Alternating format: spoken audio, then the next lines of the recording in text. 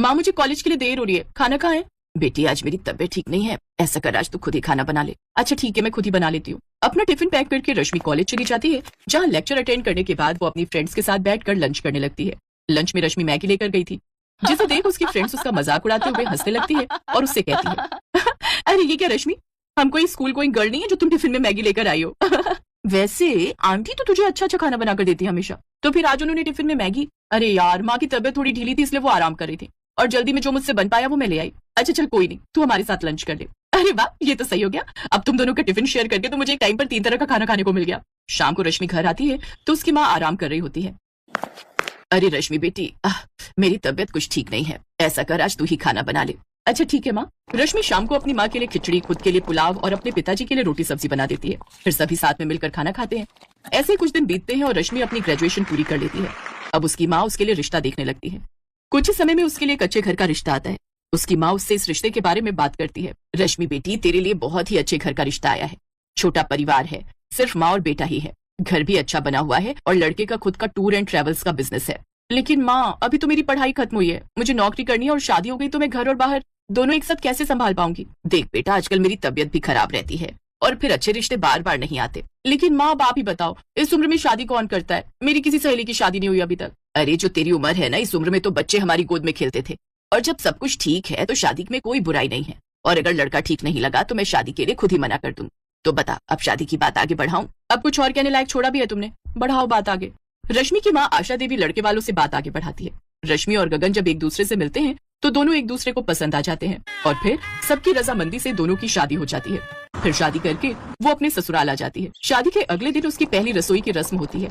कुछ देर बाद वो खिचड़ी, हलवा और दाल चावल लाकर अपनी सास को देती है। अरे बहू ये क्या, आज तो तेरी पहली रसोई है और तूने अपनी पहली रसोई में ये सब क्या बना डाला? और हलवा ही बनाना था ना, इतना सब क्यों बना डाला? माँ जी अगर किसी का हलवा खाने का मन होगा तो वो हलवा खा लेगा, किसी का नमकीन खाने का मन होगा तो नमकीन, और किसी का दाल चावल खाने का मन होगा तो वो दाल चावल खा लेगा। अरे लेकिन कुल मिलाकर हमारे घर में लोग ही 3 हैं, तो फिर कौन क्या क्या खाएगा? हाँ वो तो है, लेकिन मैं नहीं चाहती कि कोई मुझे ताने मारे, इसलिए मैंने बना दिया। ऐसे ही अब हर रोज चलता। रश्मि एक वक्त में 3 तरह का खाना बनाकर तैयार कर देती, जिससे अन्न की काफी बर्बादी होती, जिससे जल्दी जल्दी घर का राशन खत्म हो जाता।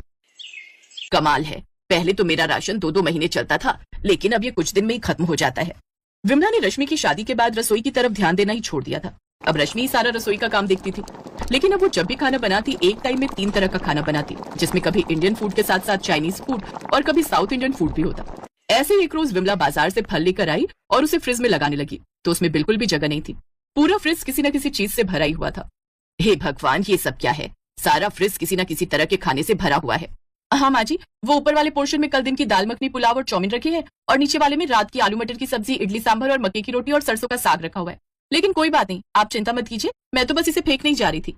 तो तू अब इस खाने का क्या करेगी? कहीं से फेंक तो नहीं देगी? और नहीं तो क्या माँ जी, अब इतना सब बासी खाना घर में कोई और तो खाएगा नहीं।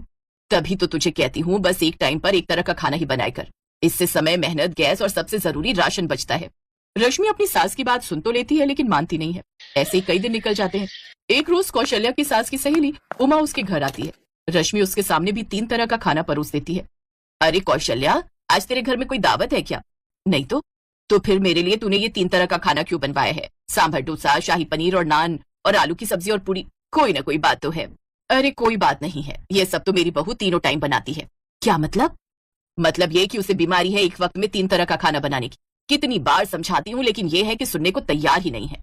अरे तो तू अपनी बहू को इतना क्यों सुना रही है? एक तो तेरी बहू तेरे खाने पीने का इतने अच्छे से ध्यान रखती है, नहीं तो आजकल की बहू में तो एक टाइम में 3 तरह का खाना क्या, बल्कि 3 टाइम में एक वक्त का खाना भी दे दे तो वो भी बड़ी बात है। तू नहीं समझेगी, जिसे भुगतना पड़ता है ना वही जानता है। ऐसे कुछ दिन बीतते हैं। रश्मि अपनी आदत से बाज नहीं आती और कौशल्या उसकी इस आदत से परेशान हो जाती है और अब वो उसको सबक सिखाने की ठान लेती है। अब तो जब भी खाना बचता तो उस बासी खाने को अपनी बहू को ही खाने को देती है, जिससे अब रश्मि बासी खाना खा खा कर पक जाती है।